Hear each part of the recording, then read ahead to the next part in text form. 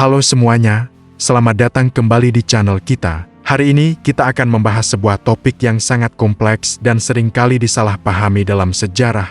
Jihad dan perang suci di abad pertengahan. Mengapa topik ini penting? Karena pemahaman yang salah tentang masa lalu bisa membentuk prasangka di masa kini. Jadi, mari kita bedah bersama, apa sih sebenarnya yang terjadi di abad pertengahan? Kita mulai dari akarnya. Istilah jihad dalam Islam sebenarnya punya makna yang sangat luas. Secara harfiah, artinya berjuang atau berusaha keras. Perjuangan ini bisa dalam bentuk melawan hawa nafsu, menuntut ilmu, atau bahkan membela komunitas dari serangan. Jadi, tidak selalu identik dengan perang fisik. Namun, di abad pertengahan, interpretasi jihad yang bersifat militeristik menjadi sangat menonjol. Kenapa bisa begitu?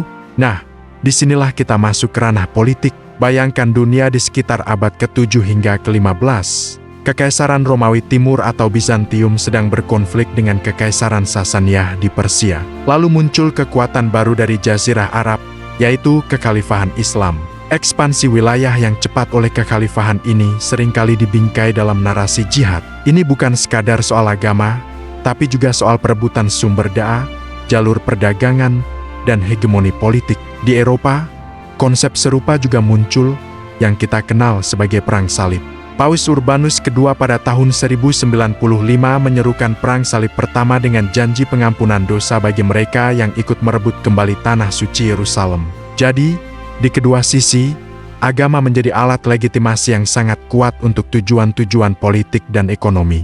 Konflik besar yang paling ikonik tentu saja adalah Perang Salib itu sendiri. Serangkaian perang ini berlangsung selama hampir 2 abad. Ada perang salib pertama yang berhasil merebut Yerusalem, ada perang salib yang dipimpin raja-raja besar Eropa seperti Richard the Lionheart, dan ada juga perang salib yang unik seperti perang salib anak. Tapi jangan salah, konflik tidak hanya terjadi antara Muslim dan Kristen. Di dalam dunia Islam sendiri, terjadi perang antar dinasti, misalnya antara Abbasiyah dengan Umayyah di Andalusia, atau antara berbagai faksi di Mesir dan Suriah. Begitu pula di Eropa, para bangsawan Kristen juga sering berperang satu sama lain untuk memperebutkan kekuasaan. Ini menunjukkan bahwa meskipun narasi agama sangat kental, kepentingan politik dan kekuasaan seringkali menjadi pendorong utama di balik layar. Lalu, apa dampak dari semua ini? Tentu saja, kehancuran dan penderitaan. Kota-kota besar seperti Yerusalem, Konstantinopel, dan Damaskus berulang kali menjadi saksi pertumpahan darah. Ribuan, bahkan jutaan nyawa melayang, baik tentara maupun warga sipil. Infrastruktur hancur lebur, ekonomi porak-poranda. Selain kehancuran fisik, ada juga dampak psikologis yang mendalam. Narasi kita versus mereka antara dunia Islam dan Kristen semakin menguat. Tembok ketidakpercayaan dan kebencian dibangun, dan sayangnya, warisan ini masih terasa hingga hari ini dalam bentuk Islamofobia atau Kristenofobia di beberapa belahan dunia. Prasangka dan stereotip yang lahir dari konflik abad pertengahan ini menjadi luka sejarah yang sulit untuk disembuhkan. Namun, di tengah semua kegelapan itu, apakah tidak ada secercah cahaya? Tentu ada. Meskipun ada perang, interaksi antar peradaban tetap terjadi. Ilmu pengetahuan, seni, dan teknologi saling dipertukarkan. Cendekiawan Muslim seperti Ibnu Sina dan Ibnu Razid karyanya dipelajari di universitas-universitas Eropa. Angka Arab, atau lebih tepatnya angka Hindu Arab, menyebar ke Eropa dan merevolusi matematika dan perdagangan. Di Spanyol, atau Al-Andalus, selama periode tertentu, umat Muslim, Kristen, dan Yahudi hidup berdampingan dalam harmoni relatif, menciptakan sebuah kebudayaan yang luar biasa maju. Momen-momen seperti ini menunjukkan bahwa dialog dan koeksistensi itu mungkin, bahkan di tengah zaman yang penuh gejolak. Lalu apa solusi atau pelajaran yang bisa kita ambil? Sejarah mengajarkan kita bahwa ketika agama dicampur adukan dengan ambisi politik dan kekuasaan, hasilnya seringkali adalah bencana. Konsep seperti jihad atau perang suci menjadi sangat rentan untuk dimanipulasi demi kepentingan segelintir elite. Solusinya terletak pada pemahaman yang lebih kritis terhadap sejarah. Kita harus mampu membedakan antara ajaran inti sebuah agama yang mengajarkan kedamaian dan kasih sayang, dengan interpretasi politik yang digunakan untuk memobilisasi massa demi perang. Kita juga perlu melihat bahwa di balik bendera agama, seringkali ada kepentingan ekonomi dan perebutan kekuasaan yang menjadi motif sebenarnya. Penting juga untuk mengingat bahwa sejarah tidak hitam putih. Tidak ada pihak yang sepenuhnya baik atau sepenuhnya jahat. Kedua belah pihak, baik dari dunia Islam maupun Kristen, melakukan tindakan-tindakan heroik sekaligus kejam. Dengan mengakui kompleksitas ini, kita bisa menghindari penyederhanaan yang berbahaya dan membangun jembatan pemahaman, bukan tembok pemisah. Mempelajari periode ini bukan untuk menyalahkan siapapun, tapi untuk belajar dari kesalahan masa lalu agar tidak terulang kembali di masa depan. Kita harus mempromosikan dialog antar agama dan antar budaya, serta fokus pada nilai-nilai kemanusiaan universal yang kita semua miliki bersama. Jadi kesimpulannya, jihad dan perang suci di abad pertengahan adalah fenomena yang sangat kompleks, didorong oleh campuran faktor agama, politik, ekonomi, dan sosial. Dampaknya sangat merusak, menciptakan siklus kekerasan dan ketidakpercayaan yang warisannya masih kita rasakan. Namun, dari sejarah kelam ini, kita bisa memetik pelajaran berharga tentang bahaya politisasi agama dan pentingnya dialog serta saling pengertian. Dengan memahami masa lalu secara utuh, kita bisa membangun masa depan yang lebih damai dan harmonis. Kita mulai dari akarnya, penyebab. Banyak orang berpikir ini murni soal agama, tapi sebenarnya jauh lebih kompleks dari itu. Di sisi Kristen, seruan perang salib pertama oleh Paus Urbanus II pada tahun 1095 bukan hanya untuk merebut kembali Yerusalem. Ada faktor politik yang sangat kuat. Kekaisaran Bizantium di timur sedang terdesak oleh kekuatan Turki Seljuk dan meminta bantuan kepada Paus. Ini menjadi kesempatan emas bagi Paus untuk menyatukan kembali gereja barat dan timur yang telah terpecah, sekaligus memperkuat otoritasnya atas raja-raja Eropa. Dengan menjanjikan pengampunan dosa bagi para satria yang ikut berperang, Paus berhasil memobilisasi massa yang luar biasa. Jadi, di balik jubah agama, ada agenda politik untuk konsolidasi kekuasaan dan ekspansi pengaruh. Sementara itu, di dunia Islam, konsep jihad juga mengalami evolusi. Awalnya, jihad lebih sering dimaknai sebagai perjuangan internal melawan hawa nafsu. Namun, seiring dengan ekspansi wilayah kekhalifahan dan munculnya ancaman dari luar, makna jihad sebagai perjuangan fisik untuk membela komunitas dan wilayah Islam menjadi lebih dominan. Para pemimpin seperti Salahuddin Al-Ayyubi atau Saladin menggunakan seruan jihad untuk menyatukan faksi-faksi Muslim yang seringkali berperang satu sama lain.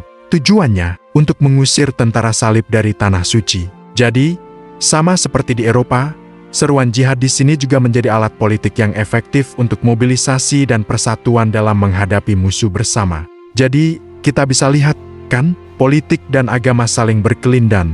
Para pemimpin di kedua belah pihak menggunakan sentimen keagamaan untuk mencapai tujuan politik mereka. Rakyat jelata, yang didorong oleh iman yang tulus atau janji akan kemakmuran dan pengampunan, menjadi pion dalam permainan catur raksasa ini. Mereka rela meninggalkan rumah, keluarga, dan mempertaruhkan nyawa demi sesuatu yang mereka yakini sebagai kehendak ilahi. Padahal, di baliknya, ada kepentingan kekuasaan yang sedang dipertaruhkan oleh para elite. Sekarang, mari kita bicara tentang dampak. Perang-perang ini berlangsung selama berabad-abad, dan jejaknya sangat dalam. Yang paling nyata tentu saja adalah kehancuran fisik. Kota-kota seperti Yerusalem, Antioquia, dan Konstantinopel berulang kali menjadi saksi pertumpahan darah yang mengerikan. Saat Yerusalem jatuh ke tangan tentara salib pada tahun 1099, pembantaian besar-besaran terjadi. Sebaliknya, ketika Saladin merebut kembali kota itu pada tahun 1187, ia menunjukkan belas kasihan yang kontras, meski tetap ada perbudakan dan tebusan. Siklus kekerasan dan balas dendam ini terus berputar, meninggalkan luka dan trauma yang mendalam bagi semua pihak. Infrastruktur hancur, lahan pertanian terbengkalai, dan jalur perdagangan terganggu, menyebabkan penderitaan ekonomi yang luas. Namun, dampak yang mungkin lebih abadi adalah dampak sosial dan budaya. Di Eropa, perang ini secara tidak langsung memicu perubahan besar. Kebutuhan untuk membiayai perang mendorong perkembangan sistem perbankan dan perpajakan. Kontak dengan dunia timur yang lebih maju dalam sains, filsafat, dan teknologi membawa gelombang pengetahuan baru ke Eropa, yang nantinya turut memicu renaissance.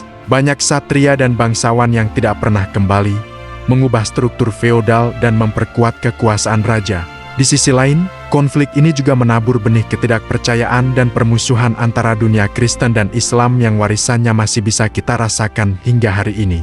Narasi kita versus mereka yang dibangun selama berabad-abad menciptakan stereotip negatif yang sulit dihilangkan. Orang Kristen digambarkan sebagai kaum barbar yang haus darah, sementara Muslim dicap sebagai kaum kafir yang kejam.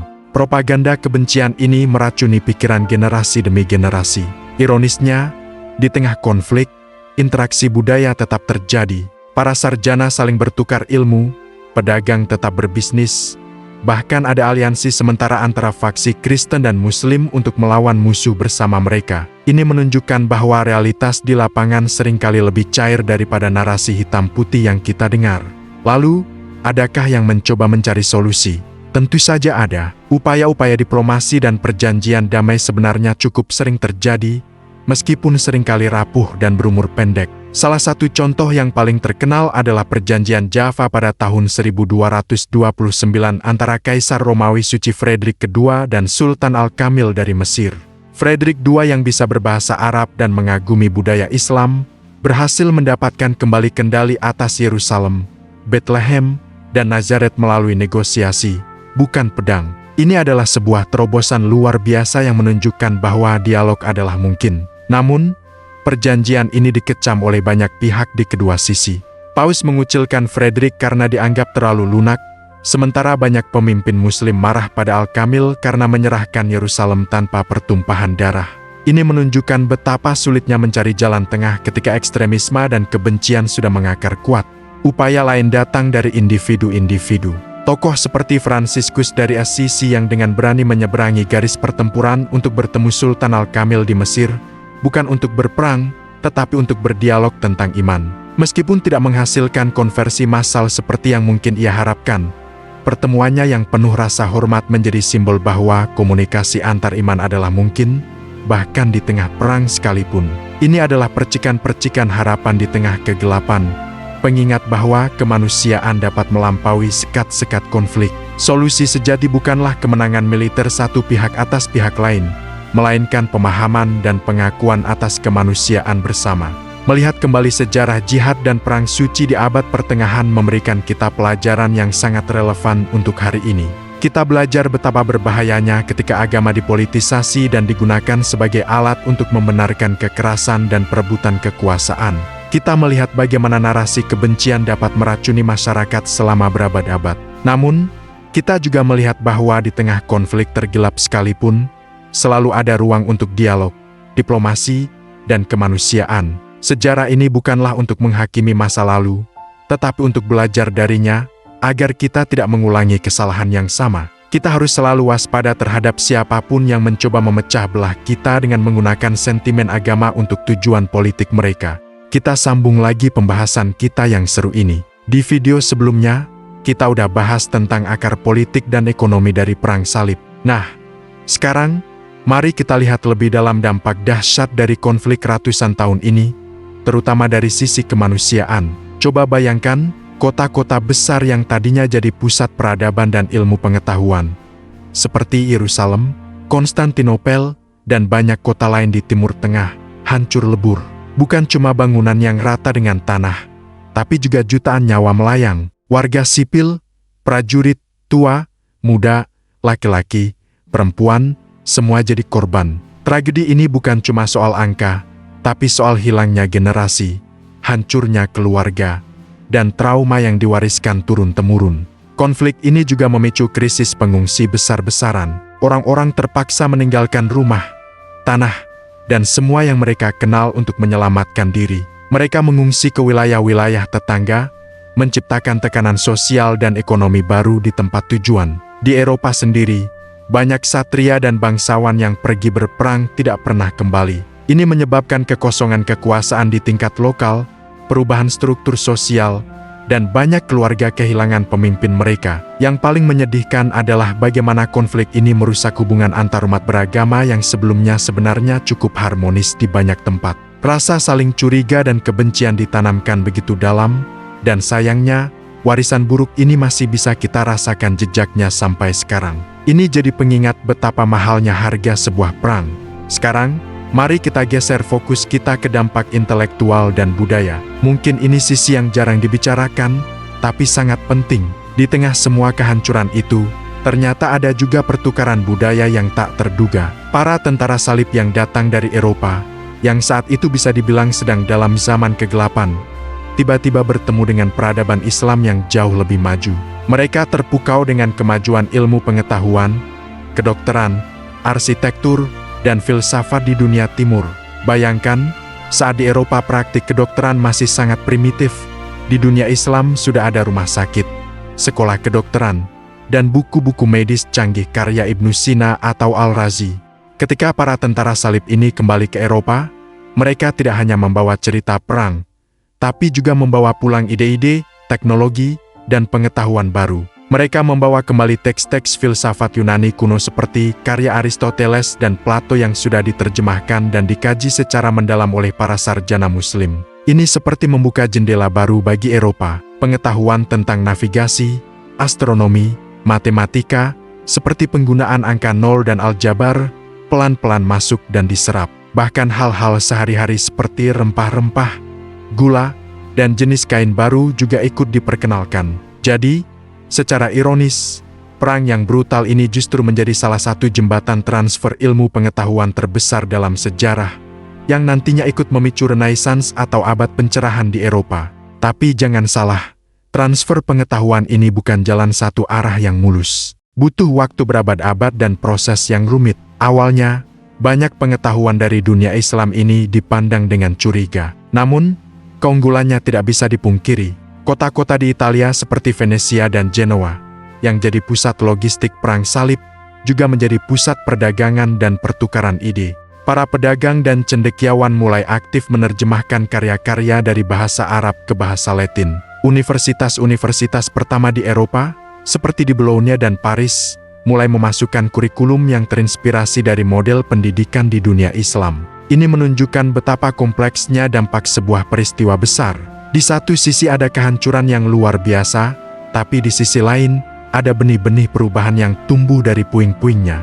Lalu, bagaimana perang salib ini akhirnya berakhir? Nah, ini bukan seperti pertandingan sepak bola yang ada peluit akhirnya. Konflik ini mereda secara bertahap setelah berlangsung selama hampir 2 abad. Salah satu titik baliknya adalah ketika kekuatan-kekuatan Islam di Timur Tengah berhasil berkonsolidasi. Sosok seperti Salahuddin Al-Ayyubi berhasil menyatukan faksi-faksi Muslim yang sebelumnya terpecah belah dan merebut kembali Yerusalem pada tahun ke-1187. Meskipun setelah itu masih ada beberapa gelombang perang salib lagi, tapi momentumnya sudah mulai hilang. Kerajaan-kerajaan tentara salib yang didirikan di pesisir Mediterania semakin lemah dan akhirnya satu persatu jatuh. Benteng terakhir mereka, kota Acre, jatuh pada tahun ke-1291. Momen ini sering dianggap sebagai akhir dari era perang salib di Tanah Suci. Faktor lain yang menyebabkan meredanya perang ini adalah perubahan situasi di Eropa sendiri. Semangat keagamaan yang awalnya membara mulai padam. Orang-orang mulai lelah dengan perang yang tidak ada habisnya dan memakan biaya serta kurban yang sangat besar. Para raja dan bangsawan di Eropa juga mulai sibuk dengan urusan politik di negara masing-masing. Mereka lebih tertarik untuk memperkuat kekuasaan domestik daripada mengirim pasukan ribuan mil jauhnya. Selain itu, muncul masalah-masalah baru di Eropa, seperti wabah maut hitam atau Black Death pada abad ke-14 yang membunuh sepertiga populasi Eropa. Fokus mereka pun beralih total. Jadi, perang salib ini tidak berhenti karena ada perjanjian damai yang agung, tapi lebih karena kelelahan, perubahan prioritas politik, dan hilangnya tujuan awal. Setelah perang yang begitu panjang, apa solusi atau pelajaran yang bisa kita ambil? Pertama, dan yang paling penting, adalah kesadaran bahwa menggunakan agama sebagai justifikasi untuk perang dan kekerasan adalah sebuah tragedi. Sejarah perang salib dan jihad di abad pertengahan menunjukkan betapa mudahnya agenda politik dan ekonomi dibungkus dengan narasi suci untuk memanipulasi massa. Baik di pihak Kristen maupun Muslim, para pemimpin menggunakan retorika agama untuk membangkitkan semangat dan melegitimasi aksi kekerasan mereka. Padahal, jika kita lihat ajaran inti dari kedua agama, keduanya sama-sama menjunjung tinggi perdamaian, kasih sayang, dan keadilan. Ini menjadi pengingat bagi kita semua untuk selalu kritis dan tidak mudah terprovokasi oleh narasi yang mengatasnamakan agama untuk tujuan kekuasaan. Kedua, pentingnya dialog dan saling pengertian. Salah satu akar masalah dari konflik ini adalah ketidaktahuan dan stereotip. Orang Eropa saat itu punya gambaran yang sangat keliru tentang Islam dan Muslim. Begitu pula sebaliknya, mereka melihat satu sama lain sebagai orang kafir yang barbar.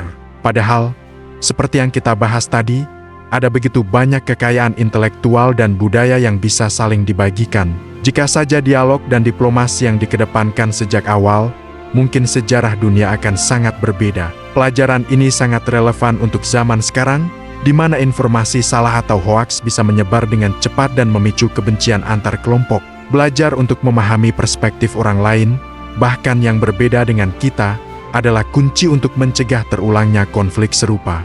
Pelajaran ketiga adalah tentang bahaya dari fanatisme dan ekstremisme. Ketika keyakinan menjadi kaku dan tidak mau menerima perbedaan, maka pintu menuju kekerasan akan terbuka lebar. Sejarah mencatat kekejaman yang dilakukan oleh kedua belah pihak atas nama keyakinan yang absolut. Pembantaian penduduk sipil, perusakan tempat ibadah, dan berbagai tindakan tidak manusiawi lainnya adalah buah dari fanatisme buta. Ini mengajarkan kita tentang pentingnya moderasi, toleransi, dan kerendahan hati dalam beragama maupun berideologi. Keyakinan seharusnya membawa kita pada kebaikan dan kebijaksanaan, bukan pada kebencian dan kehancuran. Mengakui bahwa tidak ada satu pihak pun yang memonopoli kebenaran adalah langkah awal menuju hidup berdampingan yang damai. Sebagai penutup, kisah jihad dan perang salib di abad pertengahan adalah cermin besar bagi peradaban manusia. Ini adalah cerita kelam tentang ambisi, kekerasan, dan penderitaan. Namun, di baliknya juga tersimpan kisah tentang ketahanan, pertukaran budaya, dan pelajaran berharga yang tidak boleh kita lupakan. Dengan memahami sejarah ini secara utuh, bukan hitam putih, kita bisa lebih bijaksana dalam menavigasi tantangan di dunia modern yang masih penuh dengan potensi konflik. Kita bisa belajar untuk tidak mengulangi kesalahan yang sama, dan sebaliknya, membangun jembatan pemahaman, bukan tembok pemisah. Sejarah bukanlah untuk dihakimi, tapi untuk dipelajari. Terima kasih sudah menyimak sampai akhir. Ini adalah topik yang sangat kompleks dan tentunya masih banyak sekali detail yang belum terbahas. Apa pendapat kalian tentang semua ini? Mungkin ada aspek lain yang menarik untuk kita diskusikan. Tulis di kolom komentar ya. Jangan lupa untuk like, share, dan subscribe channel ini agar kita bisa terus belajar bareng tentang sejarah-sejarah menarik lainnya. Sampai jumpa di video berikutnya.